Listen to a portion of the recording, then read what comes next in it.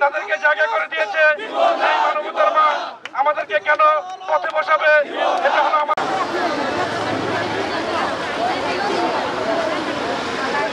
এই রাস্তা 69 নং ওয়ার্ডের যে রাস্তা নেওয়ার জন্য উদ্যোগ করেছেন, সেই রাস্তার অসহায় মানুষগুলো দেখলে আপনি অবশ্যই নিশ্চয়তাভাবে ঠিক থাকতে পারবেন না। আমরা জানি যে আপনি একজন মানবতার মা, আমাদের বাংলাদেশের মা, সবার মা। মা হয়ে কেন আমাদের এলাকার এই সন্তানদের কেন নিঃস্ব করবেন? আমরা দেখতে পাচ্ছি চতুর্দিকে যত রাস্তাই হচ্ছে না কেন, প্রতিটি রাস্তার 3 গুণ করে দিয়ে যাচ্ছেন। তাহলে কেন ক্ষতিপূরণ আমাদের দেওয়ার জন্য আপনি কেন এত অনীহা প্রকাশ করছেন? আমরা কি অপরাধ করেছি? এই 69 নম্বর ওয়ার্ডের যে ব্যক্তিগুলি, যে পরিবারগুলি এখানে নিঃস্ব হয়ে আমরা দাঁড়িয়েছি, এখানে কেউ স্বাবলম্বী নয়, কেউ প্রতিষ্ঠিত নয়, সবাই দিনমজুর, সবাই সাধারণ মানুষ হিসেবে সবাই দিন যাপন করছে। মাননীয় প্রধানমন্ত্রীর কাছে আমার আকুল আবেদন, আপনি যদিও রাস্তা নিয়ে যান, আমাদের কোনো আপত্তি নেই। অন্য জায়গা দিয়ে আপনি যেভাবে রাস্তা নিয়েছেন, ঠিক আমাদের সেরকম ভাবে 3 গুণ ন্যায্য মূল্য দিয়ে আপনি আমাদেরকে রাস্তা থেকে উঠিয়ে দিন। এভাবে রাস্তা আমাদের চাপিয়ে দিয়েন না, আমরা যেন সাগরে ভেসে যাই। মাননীয় প্রধানমন্ত্রী, আপনি কত হাজার হাজার রোহিঙ্গাদের আশ্রয় দিয়েছেন, আর আমরা বাংলাদেশের নাগরিক হয়ে কেন আমাদেরকে এভাবে উচ্ছেদ করে দিচ্ছেন? আমরা কোথায় যাব? সেই প্রশ্নের জবাবটি শুধু আপনিই দিবেন। আপনি দিবেন কেন? প্রতিটা আমাদের তথ্যমন্ত্রী, অর্থমন্ত্রী, কমিশনার, মেয়র সবাই দিবেন। আমরা কোথায় গিয়ে দাঁড়াবো?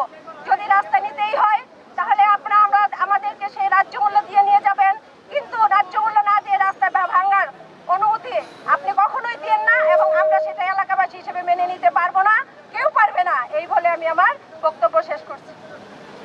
দুঃখের বিষয়, আজকে তারা এই যে ইমারত সবকিছু প্রস্তুত করে রাখছে, রাস্তা 48 ফুট করবে, কিন্তু 1 পয়সা আমাদেরকে দিবে না।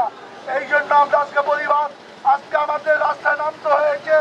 কারণ প্রধানমন্ত্রী নিজস্ব ঘোষণা, এইখান দিয়ে যারা রাস্তা বেশি দিবে তাদের সঠিক মূল্যায়ন দিবে, 3 গুণ ক্ষতিপূরণ দিবে, সেইটা তো না হয়। আমরা বিভিন্ন দপ্তরে গিয়ে আমরা বসায় হয়ে ফিরে আসছি, এখন আমরা বাধ্য হয়েছি রাস্তায় নামতে। আমরা মিডিয়ার সামনে বলতে চাই, আমাদের রাস্তা দরকার, আমরা সঠিক উপযুক্ত ক্ষতিপূরণ যে পর্যন্ত না দিবে এই পর্যন্ত আমরা রাস্তা করতে দেব না। এই বলে আমার বক্তব্য শেষ করছি। জয় বাংলা, জয় বাংলা।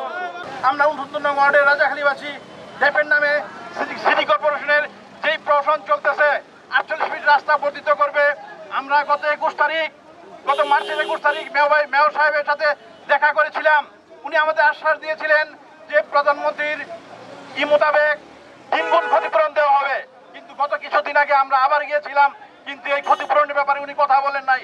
সেই জন্য আমাদের আজকের এই মানববন্ধন, আমরা ডেপের বাইরে না, সরকার যদি রাস্তার ডেপ করতে চায় আমরা ডেপের পক্ষে আছি, কিন্তু এলাকাবাসী হিসেবে উপযুক্ত ক্ষতিপূরণের মাধ্যমে প্রধানমন্ত্রীর প্রতিশ্রুতি মোতাবেক 3 গুণ ক্ষতিপূরণের মাধ্যমে উনি যদি আমাদের পুনর্বাসন করেন, তাহলে আমরা স্বেচ্ছায় সরকারকে আমরা সহযোগিতা করব। এটাই। আমরা খুবই গরিব, অজপাড়াগা একদম গ্রাম আমাদের এই এলাকায় আমরা খুবই নিরহ মানুষ।